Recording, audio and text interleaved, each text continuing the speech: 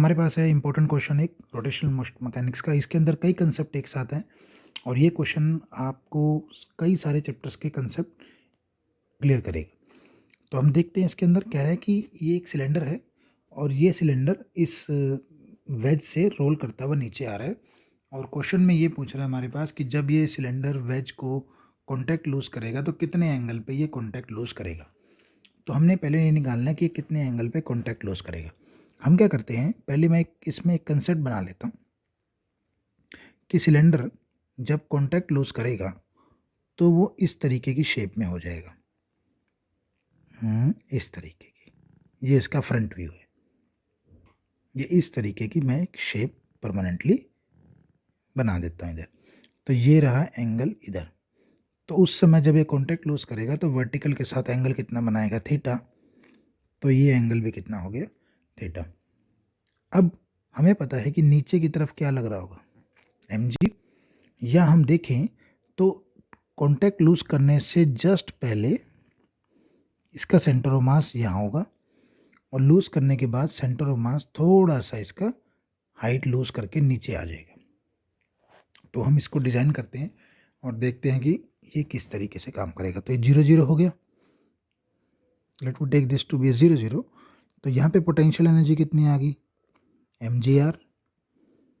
Final में potential energy कितनी हो गई, ये रही पोटेंशियल एनर्जी। ये ट्रायंगल में इस तरीके से बना देता हूँ। तो ये थीटा हो गया। ये क्या है, रेडियस, ओ से लेके ए तक रेडियस। तो ये क्या हो गया, आर कॉस थीटा। तो फाइनल में इसका सेंटर कितनी ऊंचाई पे है, इस ऊंचाई पे है। और उस समय ये रोटेट भी कर रहा होगा तो इसके पास कौन सी काइनेटिक एनर्जी होगी, रोटेशनल काइनेटिक एनर्जी। और ये टेंजेंशियल वेलोसिटी भी होगी इस तरफ। तो ट्रांसलेटरी काइनेटिक एनर्जी। तो हमारे पास हो गया mgr minus mgr cos theta equal to half I. Inertia क्या होता है सिलेंडर का, mr²/2। और ओमेगा क्या होती है, v²/r², क्योंकि v इक्वल टू क्या होता है, omega r. So it will be mv²/2। तो m कट गया यहाँ से and what we got here, gr 1 minus cos theta equal to r² से r² कट गया। मैंने यहाँ रेडियस अलग लिया, कैपिटल ले लीजिएगा, कोई दिक्कत नहीं। तो ये हो गया v²/4 v²/2। अगर इसको v² को ही सोल्व करूँगा, so what do we have, v², 3v²/4। तो मेरे पास फाइनल इक्वेशन क्या आ जाती है, gr 1 minus cos theta equal to 3v²/4। So यहाँ पे हम चलते हैं, इसको आगे देखते हैं इसके अंदर क्या कर सकते हैं। अब हमें थीटा चाहिए तो उसके लिए हमें स्पीड चाहिए होगी। तो हम स्पीड कैसे निकालेंगे इस क्वेश्चन के अंदर, हम एक कंसेप्ट लगाते हैं। मैं इसको दोबारा बनाता हूँ कि जब ये सिलेंडर रोल करके इस शेप में आ चुका होगा तो यहाँ नीचे क्या लग रहा होगा, mg, ये थीटा। तो ये कितना हो गया, mg कॉस थीटा, और ये कितना हो गया, mg साइन थीटा। तो सेंटर पहले इसका यहाँ था टॉप पे। धीरे धीरे जब ये आगे बढ़ेगा तो ऐसे, और जब रोल करेगा तो इसका सेंटर इस तरीके से घूमता हुआ जाएगा नीचे। तो देखिए ये एक सर्कुलर पाथ बन रहा है अगर मैं इसको पूरा करूं, और इसका सेंटर कहाँ है, ये रहा। तो mg कॉस थीटा, और ये इस पॉइंट पे कॉन्टैक्ट लूज कर देगा तो रिएक्शन क्या हो जाएगी, 0। अदरवाइज अगर रिएक्शन 0 नहीं होती तो mg cos theta minus reaction equal to mv²/r। क्योंकि ये सर्कल में घूम रहा है तो इसका सेंटर सर्कल में घूम रहा है तो इसको क्या मिलेगी, सेंट्रीपिटल फोर्स। तो अब इसने कॉन्टैक्ट लूज कर दिया तो रिएक्शन क्या हो गई, 0। तो mg cos theta mv²/r। So I need the velocity. यहाँ से मैं v²/r की वैल्यू निकाल लेता हूँ, या v² की मेरे पास है v² की वैल्यू gr कॉस थीटा। तो ये यहाँ डाल दीजिए, gr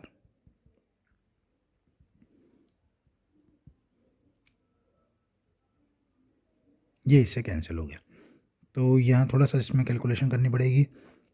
4/3 ये उधर जाएगा, माइनस 4/3 cos theta into में cos theta. So what do we have? 4/3 cos theta plus cos theta, which is equal to 7 cos theta by 3. 3 से 3 कैंसिल हो गया. सो मेरे पास आ गया cos theta 4/7.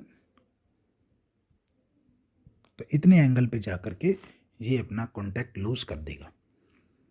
तो इसमें हमने एक एनर्जी कंजर्वेशन का कंसेप्ट सीखा कि किस तरह से रोलिंग बॉडी अपना एनर्जी को लूज करते हैं. दूसरा हमने रोटेशनल मैकेनिक्स सीखी कि इसमें इसके पास ट्रांसलेटरी भी है और रोटेटरी भी है. ट्रांसलेटरी क्यों है? क्योंकि ये पार्टिकल के सेंटर इस तरफ भी इसके पास वेलोसिटी होगी और दूसरा ये रोल भी कर रहा होगा ओमेगा से. तो ये हमारे पास पार्ट ए कंप्लीट हो गया इसका.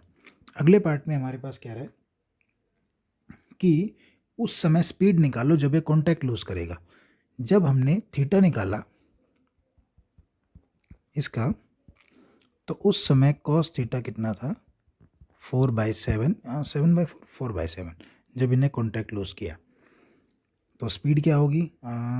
ये रही स्पीड, यही थी स्पीड हमारे पास GR cos थीटा. तो डाल देते हैं वैल्यू इसके अंदर 4/7. तो what is the speed? √ 4/7 GR. तो ये वो स्पीड होगी जब ये कॉन्टैक्ट लूज कर देगा. इसके बाद नेक्स्ट पार्ट में देखते हैं इसके.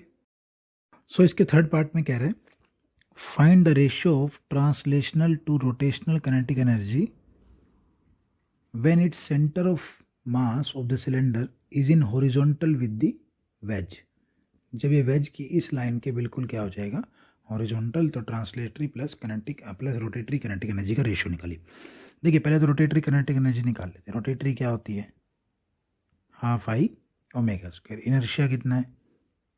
mr²/2 और एक 2 पहले से है. ओमेगा कितना है? v²/r². ये कट गया. तो what is the rotatory kinetic energy? mv²/4. m/4. v कितना है?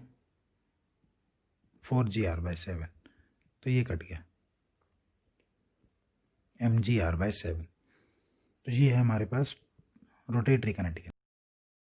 सो रोटेटरी कनेटिक एनर्जी हमारे पास आ गई mgr/7. अब हमें निकालनी है ट्रांसलेटरी. ट्रांसलेटरी कनेटिक एनर्जी कैसे निकलेगी? देखिए जब ये O पॉइंट से रोल करता हुआ O' पॉइंट पे आएगा तो बेसिकली O पॉइंट तो यहाँ सामने था ना एक तरह से. तो इसने कितनी हाइट लूज कर दी? R के बराबर, क्योंकि ये भी किसके बराबर है? R के. ये और ये पैरेलल हो गए ना. तो इसने कितनी हाइट लूज कर दी? mgr. इस हाइट के लूज करने से इसके पास कौन कौन सी एनर्जी आ गई? ट्रांसलेटरी और रोटेटरी, क्योंकि ये नीचे इस तरफ हल्का सा रोटेट भी कर रहा होगा और आगे भी नीचे भी गिर रहा होगा. तो what is the translatory? mgr minus rotatory. तो mgr माइनस रोटेटरी कितनी निकाली है मैंने? mgr/7. So it will be mgr/7. ये आ गई ट्रांसलेटरी काइनेटिक एनर्जी. तो what is the ratio of translatory by rotatory? इसको आप सॉल्व कर लीजिए तो आंसर आ जाएगा 6:1. तो ये JIIT का 10 मार्क्स की प्रॉब्लम है जो आपकी 19 समथिंग ईयर में, मैं देख लेता हूँ कौन से में है, 1995 में. और इसमें बहुत अच्छे कंसेप्ट्स हैं. इसके बाद हम देखते हैं एक प्रॉब्लम और इस तरीके की. नेक्स्ट इंपॉर्टेंट प्रॉब्लम है जिसमें एक बहुत अच्छा कंसेप्ट है. इसमें कह रहे हैं कि क्यूबिकल ब्लॉक जा रहा है और ये O पॉइंट पे लगी हुई कील से टकराता है. तो बताइए कि ये जब कील को हिट करेगा तो इसकी एंगुलर स्पीड क्या होगी? देखिए जब ये कील को हिट करेगा तो ये ब्लॉक इस तरह की शेप में हो जाएगा.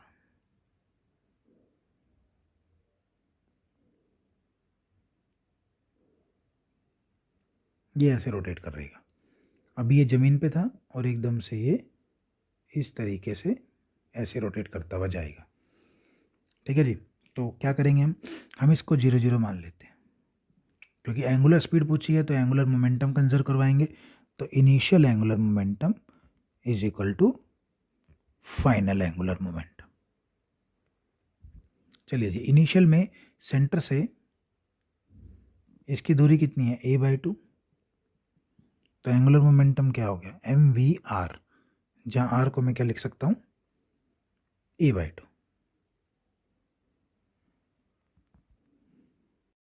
तो इसको देख लेते हैं, तो आर हो गया हमारे पास a/2, पर ये रोटेट नहीं कर रहा, तो हम इसमें दो तरह के एंगुलर मोमेंटम होते हैं, एम वी आर या फिर आई ओमेगा। जब ट्रांसलेटरी करता है तो ये लगाएं, रोटेटरी करता है तो ये लगाएं। चलिए फाइनल में क्या करेगा, ये इसको टकराएगा, टकराते ही रोटेट कर जाएगा ओमेगा से, तो क्या हो जाएगा, आई ओमेगा। अगर आई ओमेगा हो जाएगा तो इनर्शिया कितना हो जाएगा, देखिए ये क्यूबिकल ब्लॉक है, अगर मैं इसको एक स्क्वायर साइड मान लूँ तो स्क्वायर साइड में इसके अबाउट घूम रहा है, और हमें पता है कि सेंटर के अबाउट इनर्शिया कितना होता है, ma²/6, और ये इसके अबाउट घूम रहा है, तो ये कौन सी एक्सिस हो गई, पैरेलल एक्सिस।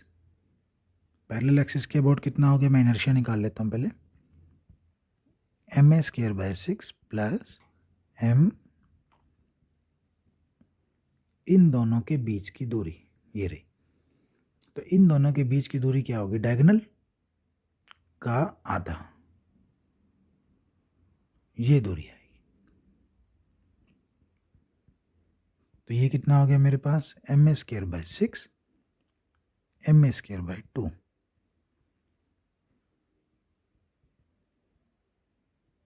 तो ये हो जाएगा 4 ma²/6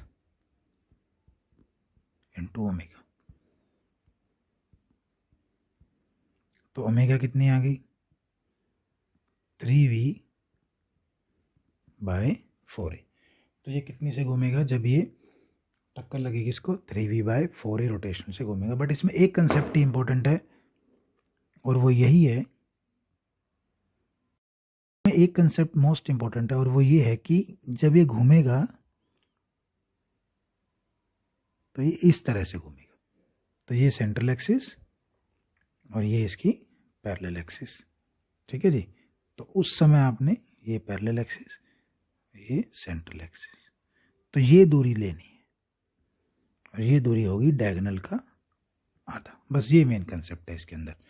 तो ये हमारा एक कंसेप्ट और क्लियर हो गया, द मोस्ट इंपॉर्टेंट प्रॉब्लम। इसके बाद देखते हैं नेक्स्ट लेक्चर में, तो इन प्रॉब्लम्स को रिवाइज कीजिए दोनों।